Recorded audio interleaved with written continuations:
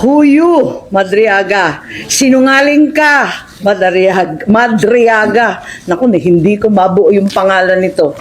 At ang lahat ng gustong marinig at pakinabangan ng mga kasinungalingan mo ay may naghihintay na kwarto sa impyerno.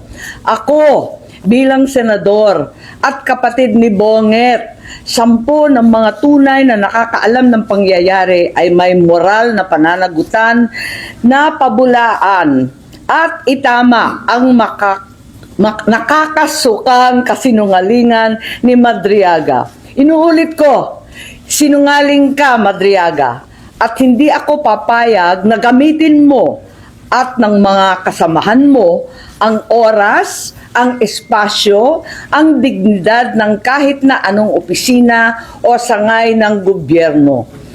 Isasalaysay ko ang mga pangyayari noong 2021, ang tunay na pagbuo ng unit team. Maraming nagtatanong, maraming naghahaka-haka, higit sa lahat, may nagsisinungaling diyan sa Kongreso.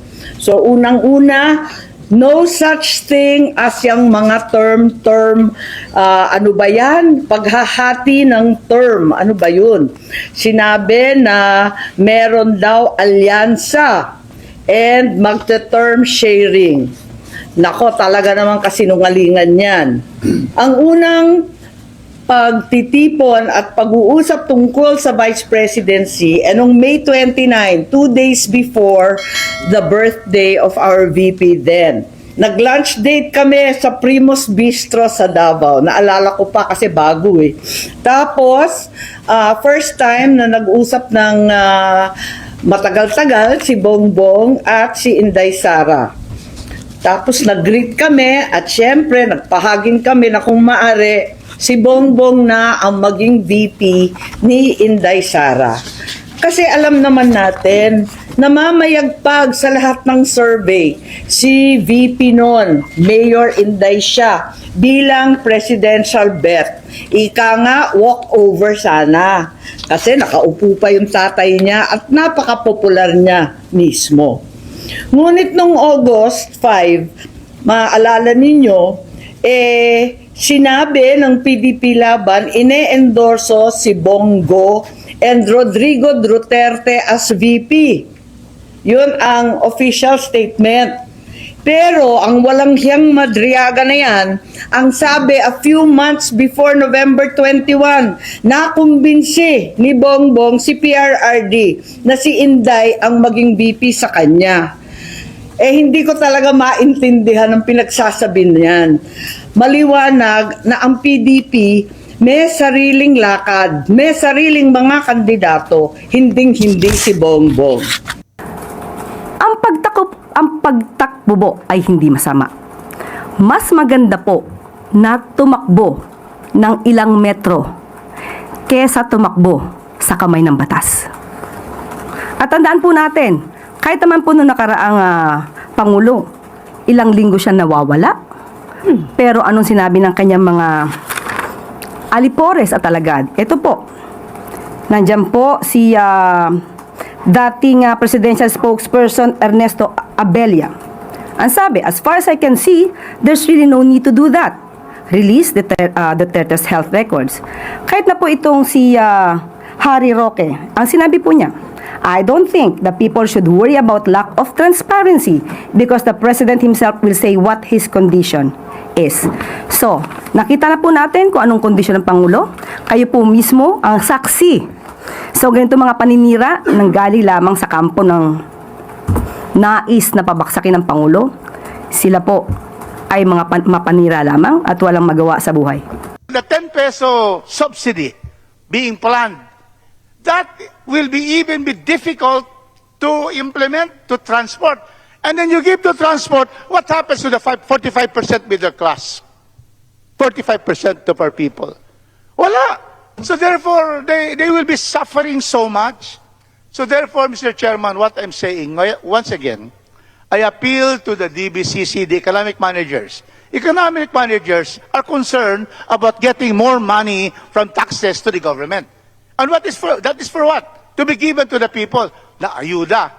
Why would you just suspend excise tax, gasoline and diesel, and help everyone.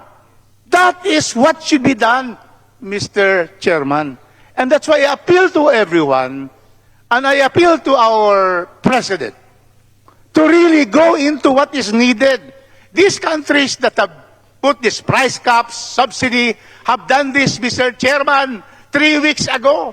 February 28, war, and then after that, after 2-3 weeks, they already acted. Tayo, April 9, naging effective the excise tax law reduction, and yet up to now, only LPG and only kerosene. And what we need is the lifting of the expiration of my time by really already suspend excise taxes, especially on diesel and gasoline, and help everyone in this country. 119 million of Filipinos await the action of this administration. Madriaga claimed during the House impeachment hearing that former President Rodrigo Duterte and some retired military generals allegedly discussed plans to unseat President Bongbong Marcos, including a supposed assassination plot. He also alleged that there was a deal between the Marcos and Duterte camps for the president to step down by 2025, or parasahan daw po siyang papaalisin sa pwesto. Given the gravity of an alleged assassination plot against the president, will Malacanang order a separate and full-scale investigation on the matter?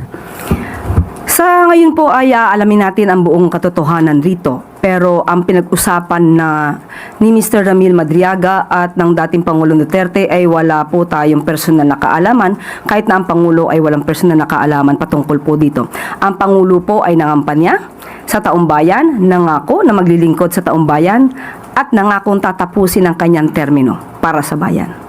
Pero ma'am, how concerning po itong mga ganitong lumalabas na plano of alleged assassination? And this is not the first time na parang may threat din po sa naging buhay ng Pangulo. Recently, si Davao Mayor Baste Duterte, sabi niya ang gusto niya rin po ay ulo ni PBBM. Ano po ang komento ng palasyo dito, ma'am? Hindi na nga po nabago ito, ang pagbabanta sa buhay ng Pangulo. Sinimulan na nga po ito ng Vice Presidente, nadinig na rin po natin si Mayor Baste Duterte. So, hindi na po kailangan mag-utos ng Pangulo para imbestigahan ito. Ang NBI po, kayo po ay nakatalagang mag-imbestiga sa mga ganitong klaseng death threats sa Pangulo. At kahit sino mang ordinaryong tao, meron po kayong obligasyon na imbestigahan ito. Sa hindi nag-aaral, hindi nagbabasa, hindi inaalam kung ano ba ang katotohanan. The brain that doesn't feed itself, eats itself. Yan ang sabi ni Gore Vidal. Ilang oras po tayong nasa press briefing kahapon matapos ang Uplift Committee meeting. Halos 2 oras tayong nagkaroon ng diskusyon kung ano ang tulong ng gobyerno, ano ang maaari pang ibigay na benefits sa ating mga kababayan. Halos 2 oras. Natapos na nga po ang lunchtime, hindi pa po tayo nakapag-lunch para lang matapos ang ating briefing. Sa oras na yun, wala man lang ba siyang nalaman at nakita at narinig kung ano-ana ang mga programa ng Pangulo. Nakakalungkot para isang public servant, no? Nakakalungkot para sa isang public servant na lumalabas na walang alam. At wag niya pong ipahid ang mga issue ng accountability and transparency dahil may sarili po siyang issue ngayon na dapat niyang kaharapin. Kasalanan ko kasi hindi ko na klaro sa kanila kung ano talaga ang mga kapitang. Siyempre, alam ko na maraming katrabaho dito. Kung mainit, hindi na talaga yung issue. Siyempre, ganado mga bata natin. Ganado masyado. Sabi ko, sige na, wala katrabaho. Sige nila. Kaya nang, dala yan ng mga pulis na gusto talagang ipos yung natakaran namin. Kasi dito, lalo na sa lugar niya, dito maraming kakasakitan dito, di ba? Kaya dito, pinipilit natin ng inuman, mga bata, pinabawi natin ng aga. Para naman sa lahat yan, hindi naman para sa... Hindi naman po kami against talaga doon. Yung nag-react lang po talaga ako. Kasi nga po, bakit, kumbaga, dapat po warning po muna talaga, di ba? So, ticket po kasi agad. Kasi doon po sa barangay Bagong Silang, sinisita po nila yan, sasabihin po nila, merong operation yung barangay. So, pwede kang mag-bihis muna. Huwag kang lumabas nang hindi ka, di ba po? Dala ng ano yan, dala ng ganado lang. Diba? Hindi naman personal yun, hindi ka naman kalaro ng mga yan. Yes, Diba? Pero, ayan, para sa lahat talaga yan. Para ba kayo napansin, tumahimik na ang barangay nyo? Diba? Pumunti na, pumunti na gulo rito, diba? Mga bata umuwi naman. Wala na nagiinom sa kalye, diba? Dati kasi pwede mag-inuman sa ganito lang. Mag-inuman na, diba? Doon nag-umpisa gulo lahat eh. Pero sir, may tanong ako. Di ba i-revise niyo naman po yung ano. So, ang tanong ko lang, hanggang saan po talaga po pwede mag-topless yung lalaki? Alam mo naman babae. Di ba? Pero, halimbawa po pag Gato patakalan dyan. Basta nagtatrabaho, pwede. Pwede, pero yung mga tambay na nakalabas lang dyan, naglalakad na wala t-shirt, bawal yun. Bawal talaga. kasi yun naman po yung utos niyo talaga, public place. Public place. Pero pati po ba yung mga iskinita ngayon?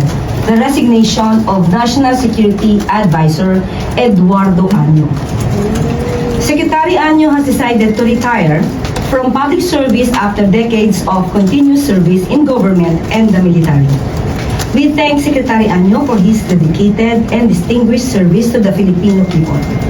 As National Security Advisor, he played a key role in strengthening our national security framework, advancing our counterterrorism and internal security efforts, and ensuring close coordination across the security sector during a period of evolving regional and global challenges.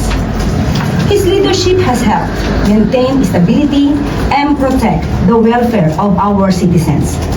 The President has appointed Eduardo Oban Jr. as his successor. Secretary Oban is a former Chief of Staff of the Armed Forces of the Philippines and a graduate of Philippine Military Class, or rather Philippine Military Academy Class of 1979. He has extensive experience in military operations, defense planning, and national security, having also served as Deputy Chief of Staff for Plans, J5, and head of the Visiting Forces Agreement Commission.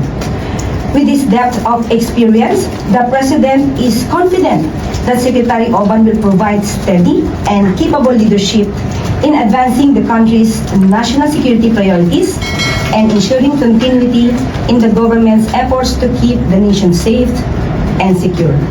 End of quote. Thank you.